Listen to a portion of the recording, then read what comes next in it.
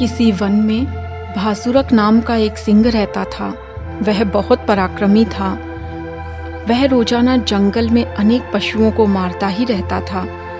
एक दिन जानवरों ने सभा की और उसके समीप जाकर बोले, स्वामी, जब आपकी भूख एक हिरण से बुझ जाती है तो आप अकारण ही रोजाना इतने सुअर, भैंसे, खरगोश, हिरण आदि को क्यों मारते हो? आज से हम आपको बिना किसी व्यवधान के एक जानवर आपके ही स्थान पर खाने के लिए भेज दिया करेंगे। इससे ना तो आपको कोई क्लेश होगा, ना ही हम सभी का नाश होगा, और राज्य धर्म की मर्यादा भी बनी रहेगी। हे राजन, जो धीरे धीरे बल के अनुसार खाता है वही बुद्धिमान व्यक्ति रसायन के समान पुष्टि को प्राप्त होता है। विधि और मंत्र से जोती हुई कठोर भूमि भी बहुत फल देती है, जैसे अरणी अग्नि को मथने से देती है। राजा का धर्म है कि वह प्रजा का पालन करे, तभी वह स्वर्ग का अधिकारी होता है। प्रजा को पीड़ा देने से धर्म नष्ट होता है और राजा के पाप और अपकीर्ति बढ़ते हैं। राजा को ग्वाले की तरह प्रजा को गाय मानते हुए धीरे धीरे उसका दूध निकालना चाहिए, उसका पालन पोषण करना चाहिए। जो राजा मोहग्रस्त होकर बकरी के समान प्रजा को नष्ट कर देता है तो उससे केवल उसकी ही तृप्ति होती है, दूसरों की नहीं होती। जैसे दीपक जलते समय धीरे धीरे घी या तेल को ग्रहण करता है, वैसे ही राजा प्रजा से धीरे धीरे कर लेवे। जैसे गाय को हर समय नहीं दुहा जाता, एक निश्चित समय पर ही दूध निकाला जाता है। एक लता को रोज सींचने पर भी वह समय पर ही पुष्प और फल देती है।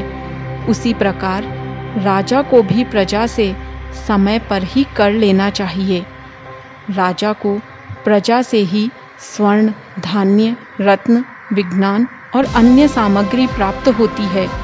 तो इस तरह प्रजा पर कृपा रखने वाले राजा को वृद्धि प्राप्त होती है, और अगर वह अनुकूल ना हो तो वह राजा नष्ट हो जाता है। यह सुनकर भासुरक बोला, बात तो तुम सच कह रहे हो, लेकिन यदि रोजाना तुमने एक जानवर नहीं भेजा तो मैं तुम सबको नष्ट कर दूंगा। सभी ने प्रतिज्ञा की और वे जंगल में निर्भय होकर विचरण करने लगे। रोजाना दिन के समय एक जानवर राजा को भोजन हेतु मिल जाता। एक दिन एक खरगोश की बारी आई। वह धीरे धीरे आगे बढ़ने लगा। उसे मृत्यु को देखकर डर नहीं लगा, बल्कि वह अपने बुद्धि कौशल से राजा को मारने का उपाय सोचने लगा। उसने चलते समय रास्ते में एक कुआं देखा। कुएं में झांकने पर उसे अपनी परछाई दिखाई दी। तभी उसे एक उत्तम उपाय सूझा। उसने निश्चय किया कि भासुरक को क्रोध दिलाकर मैं इस कुएं में गिरा दूंगा। जब दिन ढल गया तब उसके एक पहर पहले वह सिंह के पास गया। सिंह बहुत क्रोध में था। उसने उसे डांटते हुए कहा, अरे नीच खरगोश, एक तो तू पहले ही इतना सा है और पूरा दिन बिता कर आया है, तो अब तेरे इस अपराध की सजा सभी जानवरों को मिलेगी। खरगोश ने कहा, स्वामी, इसमें मेरी और दूसरे जीवों की कोई गलती नहीं है। सभी ने आज हम 5 खरगोशों को आपके पास भेजा था, लेकिन आते समय रास्ते में एक दूसरा सिंह मिला। उसने कहा, तुम कहाँ जा रहे हो? तो मैंने बताया, हम स्वामी भासुरक के पास भोजन के रूप में जा रहे हैं। तो उसने कहा, यह तो मेरा वन है, भासुरक चोर है। तुम अपने इन 4 खरगोश बंधुओं को यहाँ विश्वास के निमित्त छोड़कर जाओ और भासुरक को बुला लाओ। हम दोनों में से जो भी पराक्रमी होगा वही इन सबको खाएगा, इसलिए मैं इतना विलंब से आया हूँ। भासुरक ने कहा, मुझे तुम उस सिंह को दिखाओ। खरगोश ने कहा कि वह तो एक दुर्ग में रहता है। उसने दुर्ग में से निकलकर ही हमें रोका था, और दुर्ग में रहने वाला शत्रु कभी जीता नहीं जा सकता। विद्वान लोग कहते हैं कि जो कार्य 1000 हाथी लाख घोड़े भी नहीं कर सकते, वही कार्य एक दुर्ग से सिद्ध हो जाता है। किले में एक धनुष धारण करने वाला 100 लोगों से युद्ध कर लेता है। इसलिए नीति शास्त्र के पंडित दुर्ग की बहुत प्रशंसा करते हैं। सबसे पहले अपने गुरु की आज्ञा पाकर ही हिरण्यकशिपु ने विश्वकर्मा से दुर्ग का निर्माण करवाया था। तभी से पृथ्वी पर अनेक दुर्ग हो गए हैं। दांत से रहित सांप, मद से हीन हाथी और दुर्ग से हीन राजा बहुत जल्दी दूसरों के वश में हो जाते हैं। भासुरक को मन में कुछ भय तो लगा, लेकिन उसने कहा कि तुम मुझे वह सिंह दिखाओ, मैं उसे मार डालूंगा। जो भी व्यक्ति उत्पन्न होते ही रोग और शत्रु को वश में नहीं करता है, तो एक समय के बाद में वे बढ़कर उसी को नष्ट कर देते हैं।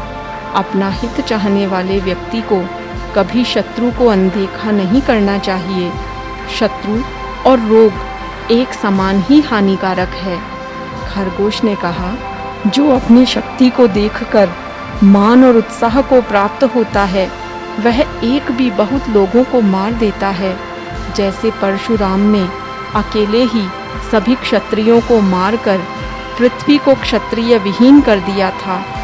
खरगोश ने कहा, आप वहां जाना चाहते हैं तो मैं आपको रोकूंगा नहीं, लेकिन उसका सामर्थ्य देखे बिना आपको वहां नहीं जाना चाहिए। दूसरे की शक्ति का आकलन किए बिना अगर वो उसके सामने जाता है तो वैसे ही नष्ट हो जाता है जैसे अग्नि में जलकर पतंगा नष्ट होता है।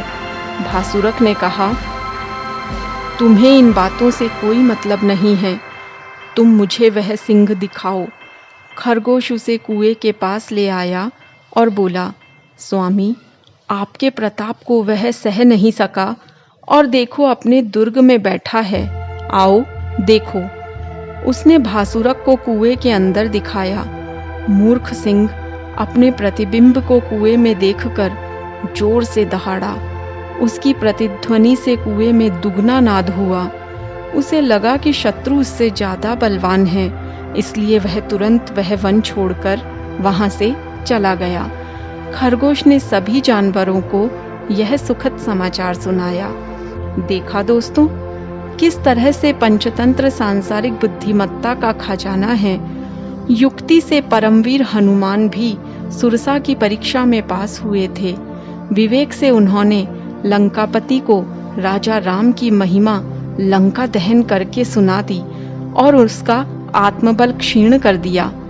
कठिन परिस्थितियों में सूझबूझ से कार्य करने वाला इंसान ही तारीफ के काबिल होता है।